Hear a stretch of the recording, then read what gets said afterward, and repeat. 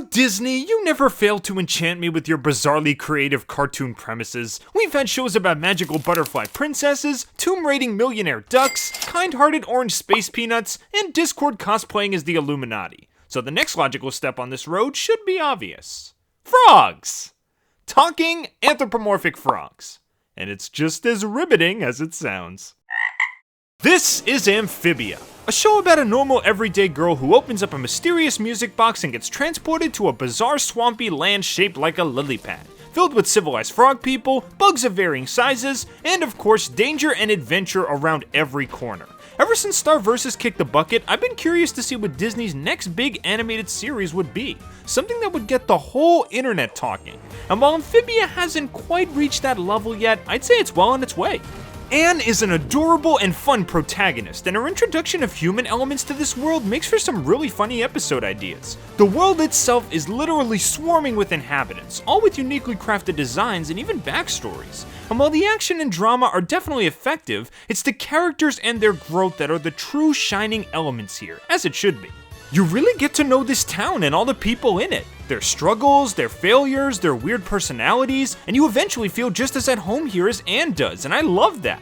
There are a few stock plots to be found, but similar to We Bare Bears, the charm of the characters helps to carry the story a lot of the time, which is a really great sign. Mr. Brawley, you not only created an awesome show worth talking about, but you also have insane respect from me for being so involved with your community. Yup, we have another Jorge Gutierrez on our hands, where a creator favorites various fan works and even talks to fans in his off time. I'll leave a link to his Twitter in the description if you want to tell him how awesome his work is. So anyway, with the first season of the show being wrapped up and a second season coming in the distant future, I figured it's time I plan my boots and give this show the tune words or less treatment, with a marathon review of the first 40 episodes. The usual rules still stand. Every episode gets a review in 10 words or less and a ranking from 1 to 10, with 1 being awful and 10 being almost perfect. You're more than welcome to rank the episodes yourself in the comments below, and check out Jello Apocalypse, since he's the one who created this reviewing style, despite not using it much anymore.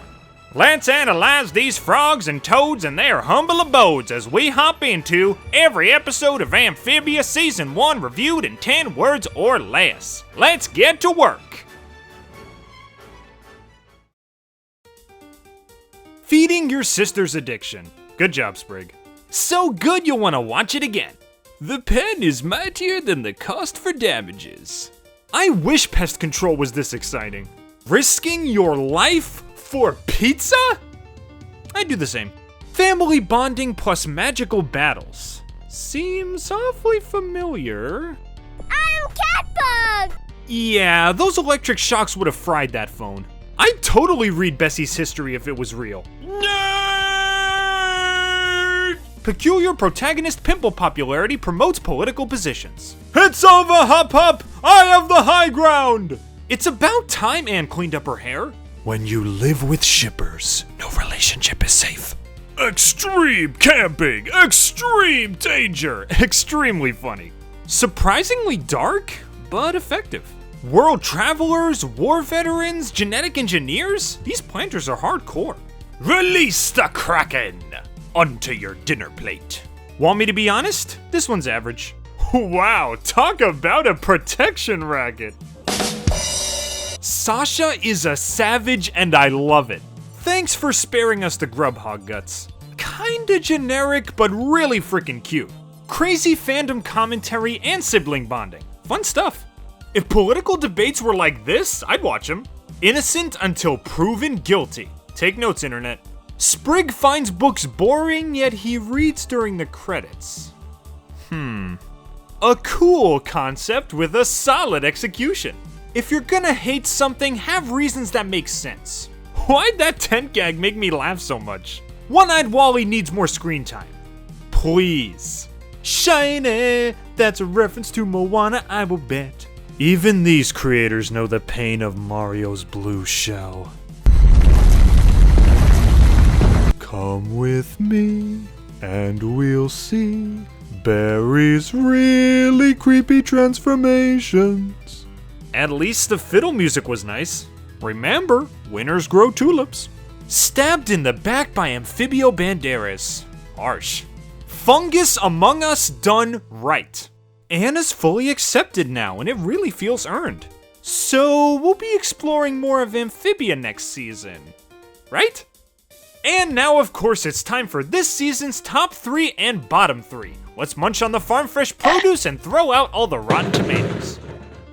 Number 3 worst, Planter's Last Stand. Remember how I said that the show can sometimes suffer from stock plots? Well, this is definitely one of them. It's the classic snake oil salesman story, where a character makes outrageous claims about a quote-unquote miracle product, when in reality they're just scamming people with their charm and false promises. A lot of shows have done something pretty funny with this idea, like Family Guy, My Little Pony, and SpongeBob. Maybe the claims are hilariously over the top, maybe the characters themselves are just full of charm, or maybe the show is self-aware with said character. But in this case, it just kind of felt like they were going through the motions of the story without really adding anything super interesting.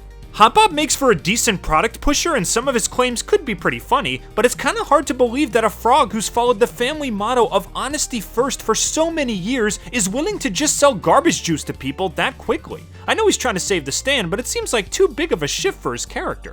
I do like the moral of honesty first, and it's something that all kids should learn in one way or another, but I do think it's a little bit heavy-handed with them showing the motto over and over and over again throughout the episode. And hey, if the USP of your stand is honesty, wouldn't you want to make that a little bit bigger, like put it here or something?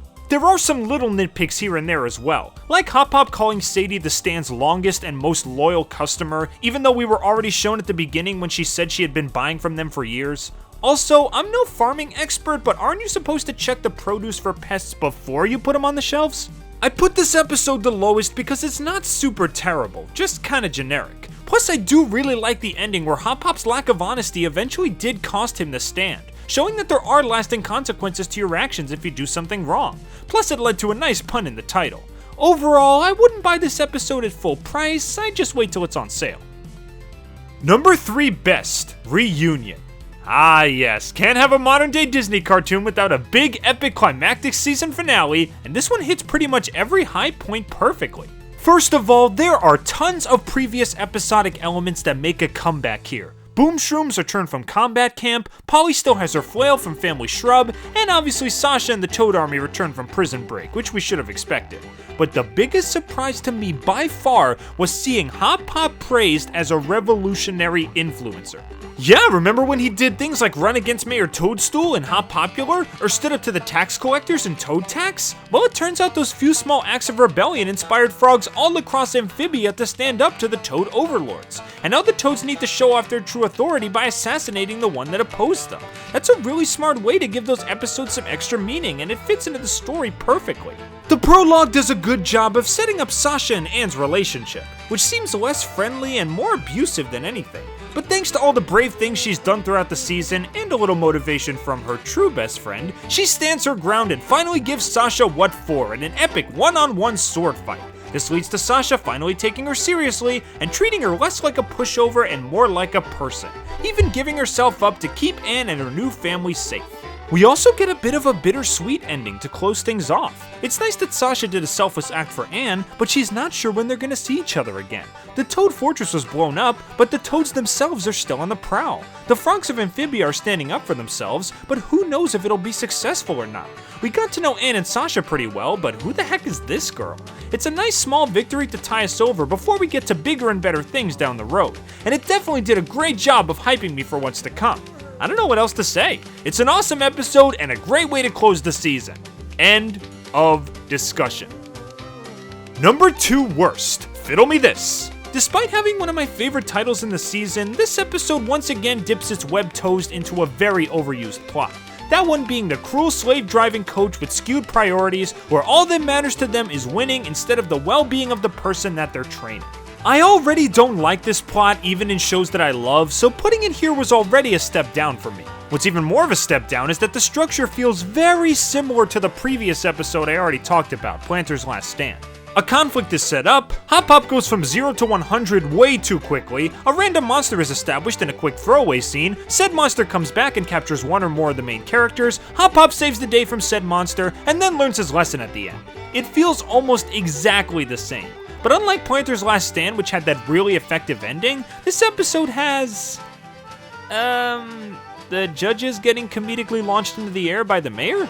In all honesty, I don't really think that karmic justice was needed here, since they never really did anything wrong. They didn't like an act, so they booted him off the stage. They weren't super snobby or rude, so I don't really think the punishment fit the crime here. Also, aside from Hop Hop learning his lesson, nothing was really accomplished in this episode. Anne mortgages the house to buy costume stuff for the show, only to use the first place prize to pay off that debt by the end of the episode. I guess you can call that comedic irony, but it does make the episode feel a little useless compared to the others. Once again, not an abysmal episode, just a very mediocre one with a recycled structure and predictable plot that they don't do much new with. Sprig's fiddle music was nice to listen to, especially during his performance, but everything else, I'd probably launch it off the stage. Number 2 best, Wally and Anne. Ah yes, another step on Anne's road to gaining the trust of everyone in Wardwood, and this is by far the most entertaining of the bunch. At the forefront of the positive stuff is One-Eyed Wally himself, who is such an adorable character. His ridiculous out-of-nowhere remarks and cute accordion songs are really charming on their own, but we're shown later on that despite his weird tendencies, he's also a really nice and understanding guy. Heck, he risks his life not only to save Anne, but also her phone, since he knows how much it means to her. At first, Anne is a big stickler for her reputation with the townspeople, and for good reason. By her own words, she just got over being called the town monster, and now she doesn't want to be called the town weirdo. But Wally shows her that at the end of the day, it really shouldn't matter what other people think. Her new life in Amphibia is a great opportunity to start fresh and discover who she really is. She'll finally be able to embrace the real her and will probably end up much happier in the end because of it. This is a moral that struck me deep since I can be seen as somewhat of a weirdo myself. I'm a wide-eyed optimistic goofball who reviews cartoons on the internet as a hobby. There are plenty of people that are going to find that odd, and there's not much I can do about it. But I find it's much more comforting to be true to who I am than to be something I'm not. Let them think what they think. If they judge you only based on first impressions or on one or two things that you do, you know what? That's their loss. And of course, you gotta pile on all the extra little moments that make this episode so special. Like Wally's surprisingly great hair, the awesome design of the Moss Man, the surprisingly hilarious comedy, and the exciting and well-paced adventure story. It's episodes like this which make me happy that not every episode revolves around Anne and the Planters. It's nice to have an outing with a random member of the town, allowing us to see them less as one-off jokes and more as the unique and interesting characters they were always meant to be. Wally might be my favorite side character at the moment, and I really hope to see Anne and him together in more episodes. Number 1 worst, Cracking Mrs. Croker. This is probably the only episode of the first season that I actively don't like, and it's for many reasons. First of all, like with the previous two, it's extremely predictable. As soon as they find the papers pointing to Miss Croker's lost love, I knew right off the bat that something fishy was going on. And then when you actually see the guy named Jonah who dresses like a frog-faced Mr. Hyde, it's even more clear that something is gonna go wrong.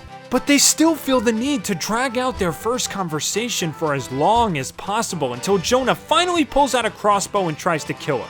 It is a kid's show, so maybe they won't guess the twist as easily as I did, but this is the least of the episode's problems. What bugs me the most is how much they forget the characters and interactions they set up in previous episodes. In this episode, Sprig is shown to be both extremely self-centered and petty, and also a huge town favorite. Self-centered and petty I can kind of get behind, even though I think they crank it up a little too much with lines like this. I'm totally likable. Well, you can be a bit...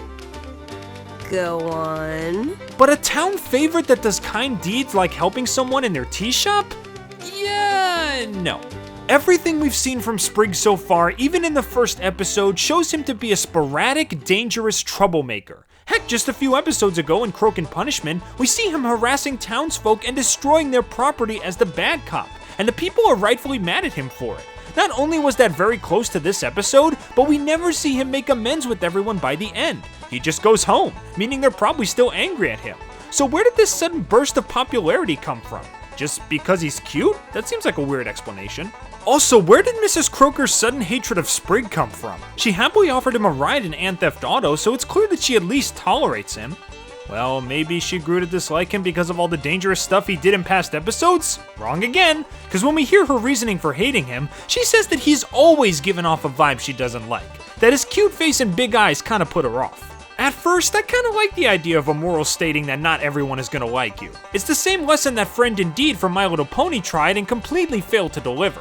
But that's when I realized that another episode after this one, Cursed, has a moral about not judging people solely based on their looks. And yet that's exactly what Mrs. Croker is doing here. So what exactly am I supposed to take away from this? That you should never judge people for their looks, except sometimes when it's okay? And no, I'm not going with the whole the status quo is God explanation for any of this, because this show clearly has overlapping plot points and character growth that gets referenced later on, so you can't just wipe the slate clean and start from scratch each time. Throw in some kind of uncomfortable jokes like Anne and Polly fawning over how hot young Miss Croker was, and you get a complete and utter mess of an episode that just feels like it's in its own little world. You wouldn't miss a thing plot-wise if you decide to skip this one, so I encourage you to do so. And the #1 best episode of Amphibia Season 1 is Family Shrub. Usually when I marathon a certain show, I always come across that one episode that makes me really start to love the series. I may have liked it or tolerated it up to that point, but that one episode was the final push that made me give it the big L. Sometimes it's the first episode, sometimes it's one of the last, but in Amphibia's case, it was Family Shrub. So much interesting stuff happens here. The idea of setting an adventure story in a secret lair beneath the planter's house is ingenious. Each chamber shows off a different member of the planter family with a unique personality and backstory, and they all provide some dangerous challenges for Anne, Polly, and Sprig as they travel through them. It's like Ancestry.com with death traps, it's just awesome. We're also introduced to some traits of our main characters that we either rarely saw or never saw up to this point. Sprig may be a wild child who loves the feel of a good adventure, but we're shown that he can also slow down and bring calm to chaos, like when he soothes that vegetable monster. Anne is obviously not a blood-related planter, so she can sometimes feel left out by that fact. But when she discovers that a traveling newt of all things was welcomed into the family long ago, she feels a lot better about herself and realizes that family isn't based on blood, it's based on love. And I like that. And Polly, well, she's always been a little fireball since the beginning, but hey, at least now we know she can wield a flail, right? This plot structure not only gives every character something noteworthy to do, but it further feeds into the lesson that when it comes to people, there can always be something unique below the surface. And all you gotta do is dig deeper and you might just find something you never expected to find. A backstory, a legend, a Tomb Raider style puzzle based on a mobile game, you know, stuff like that. It's overall really refreshing to see an episode about ancestors that doesn't involve flashbacks and instead is able to reveal character through relics of the past. It finds an ideal mix between lore, character growth, action, and even comedy at points. It's the first time that Amphibia elevated itself from good show to excellent show, ironically showing off how much fascinating stuff was lying beneath the surface. It's a family outing to remember for sure, and it's definitely my favorite of Season 1. Well, that's all I've got for you today. Let me know what you think of Amphibia in the comments below, and what you thought of this video as well. Thanks a bunch for watching, everybody, and I hope to see you all real soon.